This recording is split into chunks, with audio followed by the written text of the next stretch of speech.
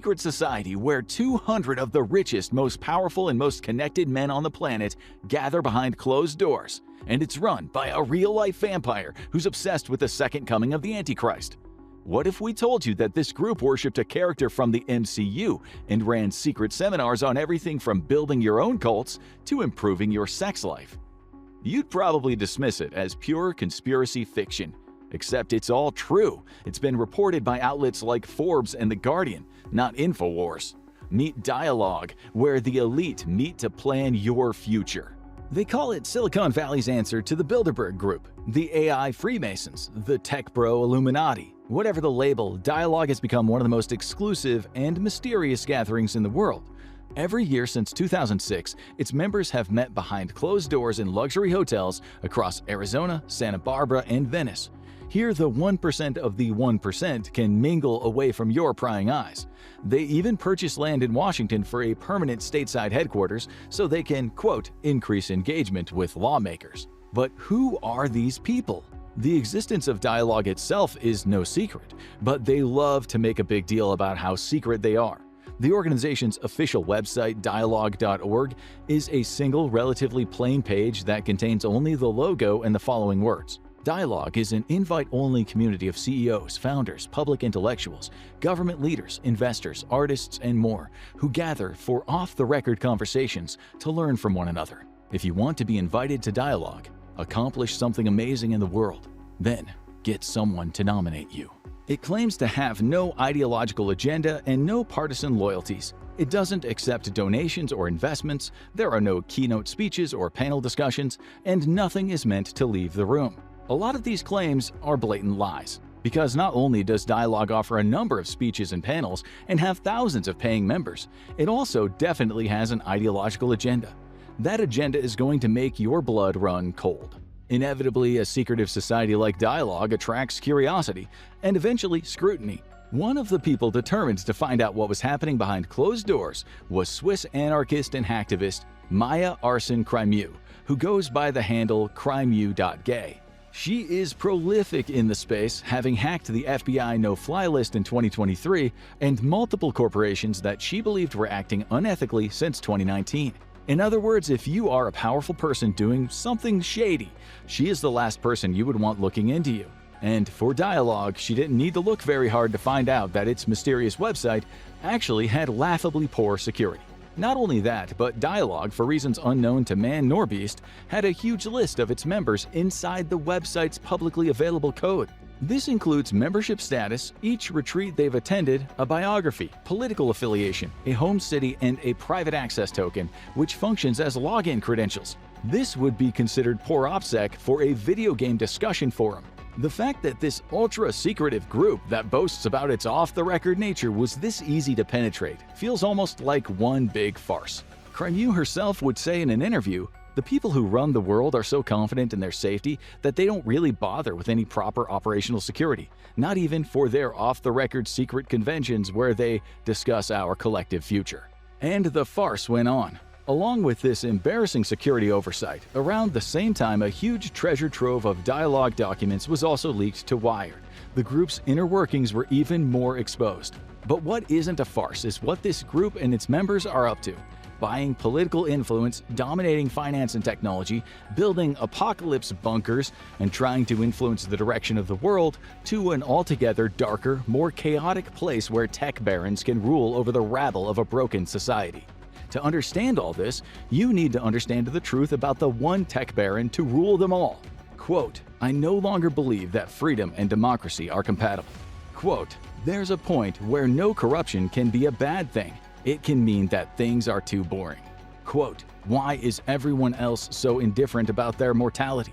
These are actual quotes from Peter Thiel, the menacing mogul who co-founded Dialogue with angel investor Auren Hoffman. Hoffman isn't some Boy Scout either. His company, SafeGraph, gathers location data from mobile devices and sells anonymized data about human movement to the highest bidder. But compared to Thiel, he's a pretty normal guy.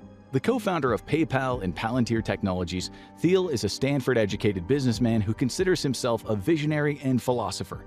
His pursuits have consistently placed him among the top 100 richest people in the world. He's used his money to help fund and influence hard right-wing causes across the globe, from the ultra-libertarian to the disturbingly authoritarian. According to publicly available data, Thiel donated $1.7 million to candidates and political parties in 2024 alone, and that is just inside the US. His libertarian financial leanings have seen him dubbed the ideological godfather of crypto. His creation of the so-called PayPal Mafia, with the other Stanford graduates who helped him found PayPal, has shown that he prizes working with people who are just like him above all else. He's been known to invest in bizarre projects like companies that are trying to create 3D printed meat, and another that explores the pseudoscientific concept of young blood transfusions. This is where people can allegedly stay young for longer by transfusing youthful blood into themselves. You know, normal people stuff. He's also long been known to be the vengeful type. When gossip outlet Gawker outed him as gay, he waited and then he had his revenge by funding Hulk Hogan's lawsuit against the company for leaking his sex tape. It resulted in Gawker's complete annihilation.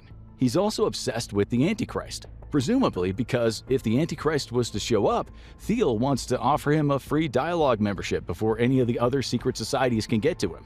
He said during one of his secret San Francisco lectures, "I'm a libertarian or a classical liberal who deviates in one minor detail where I'm worried about the Antichrist."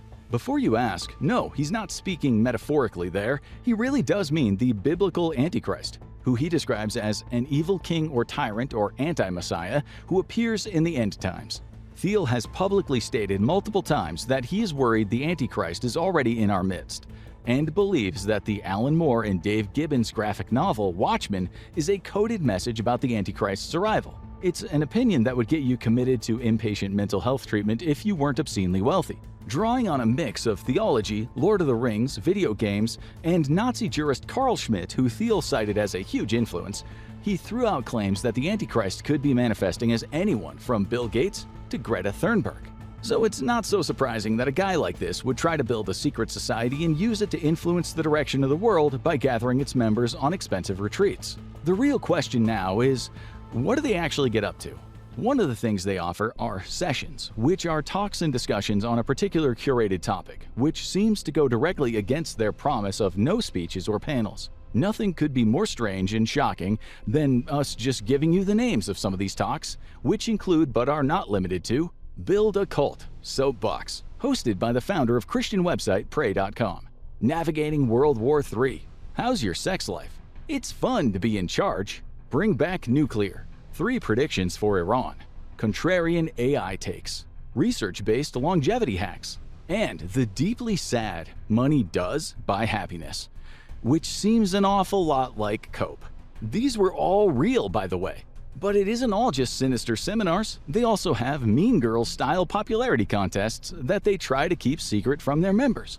They have a special grading system for how rich and cool each of their retreat attendees are, which they mainly use to help inform their dynamic ticket pricing. And you thought Live Nation was evil. On an even more petty level, the grading system also helps decide who gets to sit next to each other at different events. That means the billionaires don't need to lower their standards enough to sit with those desperate millionaires. Every guest and member is given a ranking of A to C, with A being on the lower end and C meaning someone who is particularly famous, wealthy, and influential. There's also a value-add modifier that goes from 1 to 4. So, if you're a C4, you're either an explosive, an energy drink, or a highly valued member or guest of Dialogue. If you're an A1, you can also expect to be charged sticker for attending one of the events, where C4s wouldn't have to pay as much. But if your rating and your value add slips too low, or you're deemed a poor culture fit, they'll stop inviting you for not being rich and cool enough. If this wasn't implied by the whole vibe of this thing, yes, they use an AI tool to dictate everyone's ratings, because of course they do. Ultimately, despite the trappings of being some intellectual nonprofit group, Dialogue is here to sell to its members. It has 2 different pricey products on offer: the memberships themselves, which will get you to invite-only events, often in other members' homes. There's also the exclusive retreats, where they socialize, experience the local culture, and hold the kinds of discussions that we talked about earlier. And yes, like a bad video game, there are microtransactions. What Dialogue promises is essentially a safe space, a very, very expensive safe space, where its members can discuss ideas that would probably get them canceled or at least very heavily judged in daily life. Given some of the insane things its members have said on the record, we can't even imagine the kinds of conversations that even they want to keep under lock and key. But let's not be too harsh on Dialogue and its members. They aren't all heartless monsters looking to build cults and rule the world. Some of them want the same things we want. They're just looking for love in a lonely world. Right now, a hidden but connected website, dating.dialogue.org, hopes to spark special connections between its members who are, quote, looking for love and seeking meaningful connections for exceptional people. It would not surprise us to learn that this is part of some eugenics-inspired scheme to create an ultra-wealthy breeding pool. They really go all in on this dating aspect as well. According to the data leaks, Dialogue staff likes to take a very hands-on role in playing Cupid for its members and guests, sharing photos and bios of prospective mates with each other. Internal documents say that they put two members together because they are, quote, both in New York and work in government. If you're worried about all of this being awkward, don't worry. They have special flagged do not pair duos for people whose connections Dialogue believes are disadvantageous. They're able to do all of this because they record an obscene amount of information about all of their guests and members. How obscene? Well, according to Straight Arrow News, it includes, quote, names, employers, locations, email addresses, assistants' email addresses, birth dates, mobile phone numbers, emergency contacts, dietary restrictions, bios, predictions for 2031, fun facts, talents and interests, and book recommendations. When you join up, you also select your political orientation. The options to choose from being far left, left, right, and far right, leaving the enlightened centrists politically homeless yet again. It all sounds bizarre and terrifying, but despite names like Bradford Beaumont III and a combined fortune big enough to buy the moon, these people may be evil, but they're not geniuses. Statistician Andrew Gelman received an invitation to one of Dialogue's meetups in 2022, which cost over $16,800 to register for. He posted the entire email online, which read in part, "You have been invited to Dialogue 2022, an off-the-record retreat for global leaders. See below for a list of confirmed participants. There are no speeches or panels, only many moderated breakout discussions for 8 to 12 participants. Everything is 100% off the record. The agenda is curated based on your interests, and we optimize for introverts. No small talk. Your registration has been highly discounted. Use discount code INSIGHT22. Once you get past the fact that this evil secret organization uses discount codes like some YouTuber trying to sell you an order online mattress, there's probably another part that you noticed. See below for a list of confirmed participants. Now, we're not experts at running secret societies here at the Infographic Show. But if we were, step 1 probably wouldn't be emailing a complete attendee list before you've even confirmed the recipient wants to join, or just keep your secrets. Given that Andrew didn't want to join and did post this email online, we're seeing real and immediate proof that this tactic is questionable. So let's take advantage of just how bad this secret society is at keeping its members, guests, and associates secret, and start actually exploring the people who make it tick.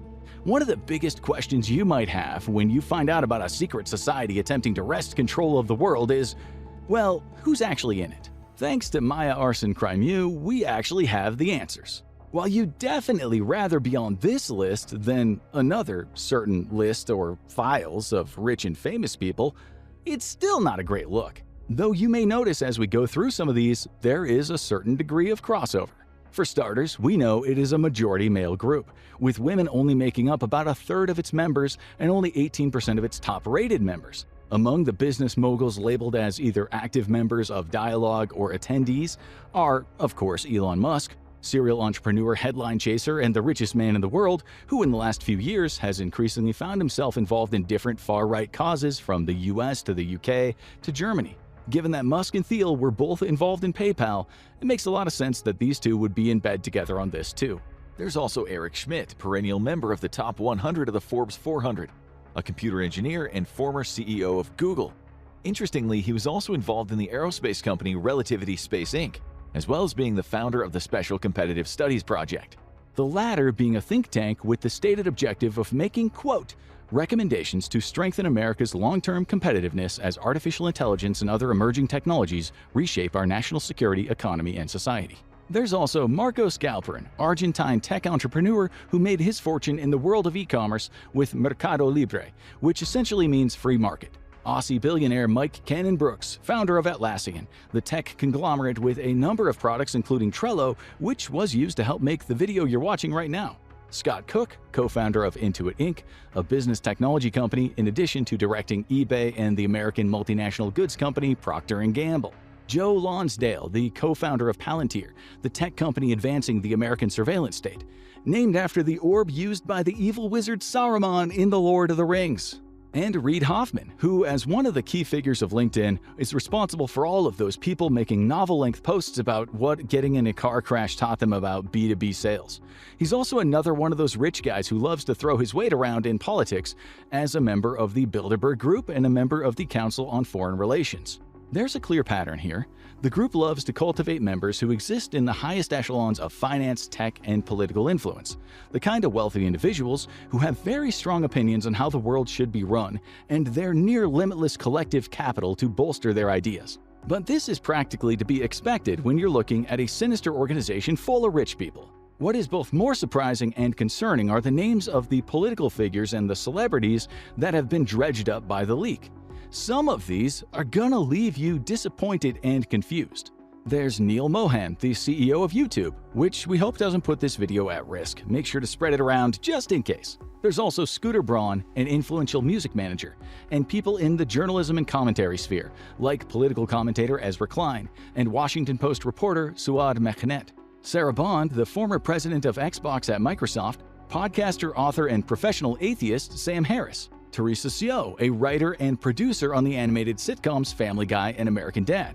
And of course, Brian Johnson, a bizarre rich man who gives his penis electric shocks in an attempt to live forever. Naturally, there are also fingers in the pie of religion, with influential evangelical pastor Rick Warren. There are also a number of actors on their membership roll, like Sophia Bush, Joseph Gordon-Levitt, and Josh Brolin. Brolin, whose representation denied having anything to do with the political aspects of the group, is believed to be one of the most important members of the group. According to their own files, quote, his portrayal of Thanos in the Avengers series and his involvement in high-grossing films like Avengers Endgame, which grossed over $2.79 billion, contribute to his prominence. Is it surprising at all that members of this group are big fans of Thanos? Brolin was nominated to join Dialogue by another member, former Uber CEO Ryan Graves. Brolin wrote in the self-description form for becoming a member, I grew up on a horse farm, climbed parts of Everest, given Academy Awards, been nominated, written a book, had former poet laureates reach out, been friends with the greatest artists of our time, and smoked crack under a car at 3 a.m. in San Francisco. Despite all this, he's never actually been on record attending one of their retreats. It's hard to say whether he ever took this whole thing seriously. In terms of actual politicians, there's Treasury Secretary Scott Bessent, Army Secretary Dan Driscoll, Senator Cory Booker, Representative Jim Himes, Colorado Governor Jared Polis, and Senator Ted Cruz, who may or may not be the Zodiac Killer. There are a lot more members of Dialogue that sit in sinister, shadowy positions adjacent to the American political system. Even Jared Kushner, the influential son-in-law of President Donald Trump, gets an invite. Oh, and as the cherry on top, Harvard professor Lisa Randall, a multi-year friend of Jeffrey Epstein, was also one of the Dialogue correspondents. Epstein really does seemingly have to turn up everywhere when we're talking about the rich and powerful doing bizarre and sinister things behind closed doors. But to what end? To overcharge a bunch of bored rich people on expensive retreats and seminars that trick them into feeling like their wealth buys them some prestige and importance? Well, yes, that does seem to be a part of the business model here. But what is the deeper motivation at play? If Dialogue is buying the tools and the people that they believe will shape the future, what kind of future do they intend on shaping? Dialogue's official statement on its own ideological intent reads, "We have no ideological agenda. Dialogue is nonpartisan and non-political. We want all participants to come away with a better understanding of the truth, but we don't presume to know what the truth is. When we bring together open-minded people with diverse backgrounds and perspectives, they will learn new things. You're gonna have to forgive us for not believing that. Can you really say you're bringing people from diverse backgrounds together when one of the qualifying factors is that you need to be uber famous and uber rich? But that detail itself is surprisingly telling. To dialogue, if you're not famous and not rich, you're not in the same class of people as them. You're not even worthy of having your voice heard in the new world they're building. All of the people involved, and especially the group's top members, seem to be angling toward one terrifying outcome for the rest of us: techno-feudalism. The government and traditional markets are phased out and replaced by a world run by algorithms ruled over by a handful of wealthy tech barons in the kingdom of dialogue. Meanwhile, the rest of us just act as subservient data slaves, whose only purpose in life is to alternatingly make and buy these people's products. That is a dialogue that we don't think any sane person is interested in starting. Want more secret knowledge about the freaky clubs where rich weirdos like to spend their free time? Then you need to watch What Did the Mysterious Secret Society of Freemasons Actually Do? Or watch this instead.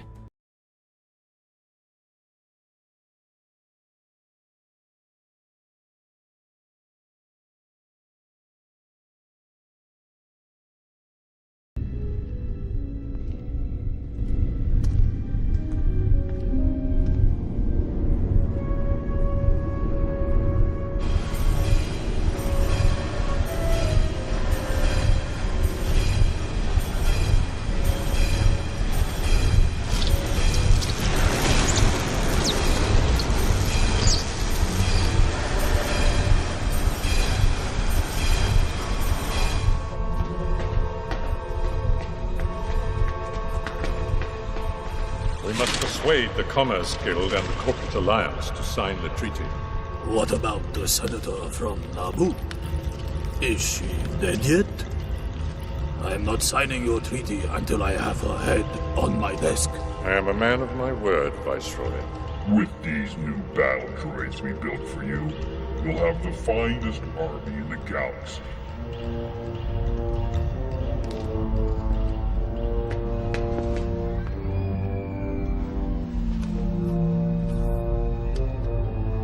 As I explained to you earlier, I am quite convinced that 10,000 more systems will rally to our cause with your support, gentlemen. The Techno-Union Army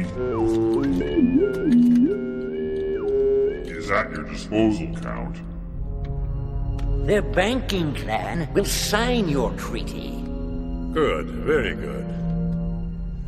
Our friends from the Trade Federation have pledged their support, and when their battle droids are combined with yours, we shall have an army greater than any in the galaxy. The Jedi will be overwhelmed. The Republic will agree to any demands we make.